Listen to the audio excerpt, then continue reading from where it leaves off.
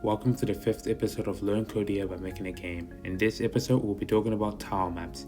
As you see, we have rocks over here and water and then rocks in the background. And also we have hitboxes, so we can't leave this area. So we're kind of trapped over here, which is very good.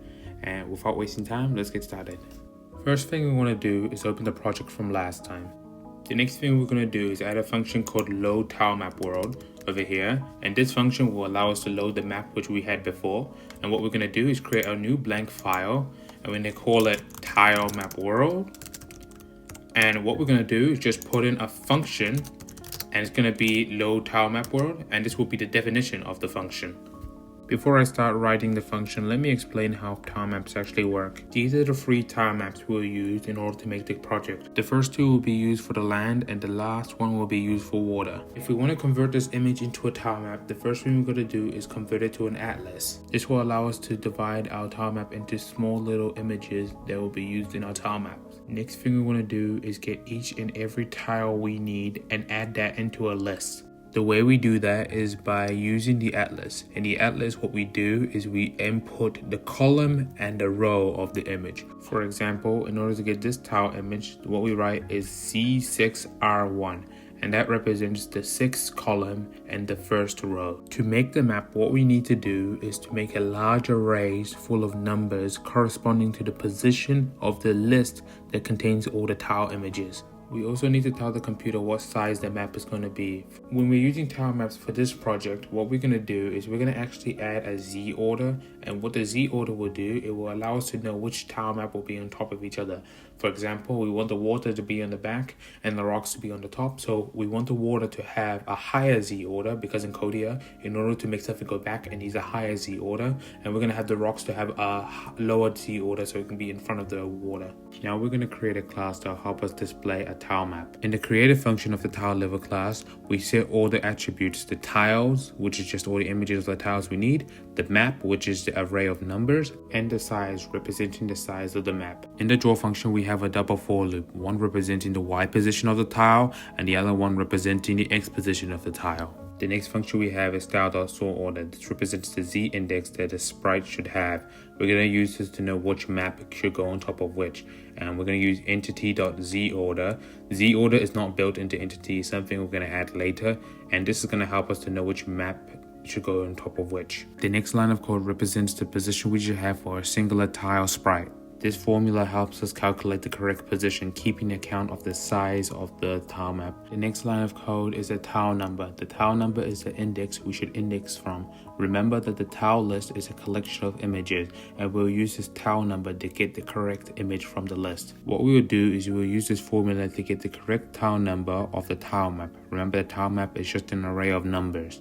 This if statement will check if the tile number is not nil and if the tile number is not equal to 0. A tile number equal to 0 means that it's empty space. We will retrieve the correct tile image by indexing it in the tile list, which is just a list of images, using the tile number. Afterwards, we'll display the tile image using the sprite function in the position we calculated above. Now what we're going to do next is create all the tile maps we need. Back in the load tilemap world function, we'll create 3 tile maps. One for the ground, the other for the water, and the next for the rocks. We'll create a ground entity and add the tilemap level component. In the parameter, we'll add the ground tile and then the ground map and set the size to 14:9. But you might be wondering, where do we get the ground tiles and the ground map from? If you look to the right, you'll see there are 3 atlases that we created. For the first atlas, we first read the floor image and set the image to false because we want it to be pixel art.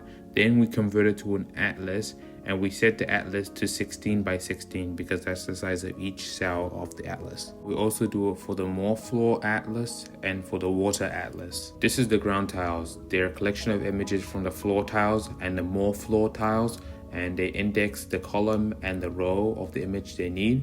And this is the ground map. The ground map is just the numbers to represent what the ground should look like. Here's the water tiles. It has 2 images, one representing a reflection and the other representing the color blue.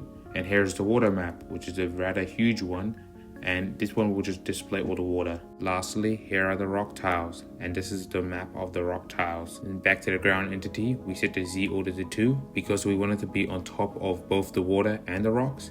And what we're going to do is we're going to move the Y position down by 0.5. The water entity will use the water tiles and the water map and have a size of 16 by 22, and it will have a Z order of 4. Lastly, the rock entity will use the rock tiles and the rock map with a size of 26 by 22 and have a Z order of 3.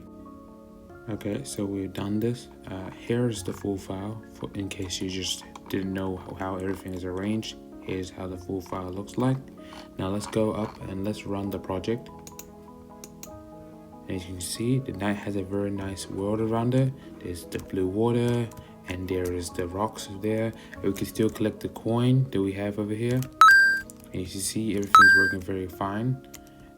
But one thing you'll notice is that we are allowed to go outside the rocks, which we don't really want to happen. So what we're going to do is we're going to add a little collision around here, so that way we don't be able to escape here and we'll be trapped inside of the rock area. Okay, what we're going to do is under the rocks we're going to paste this line of code, which will create an entity just for the hitboxes. And the hitboxes has a collision physics body, which is static, and these are all the boxes of the physics body. And what we want to do is we want to go back to main and we want to uncomment this line of code so we'll be able to see the hitboxes. And if we run the project, we'll see that now the knight can't leave this area because the hitboxes will prevent it from leaving, and now we'll be trapped here, and that's very good. That about wraps up this episode. In the next episode, we'll be talking about UI, and we'll have a timer, and we'll also have a score. So thanks for watching and have a good day.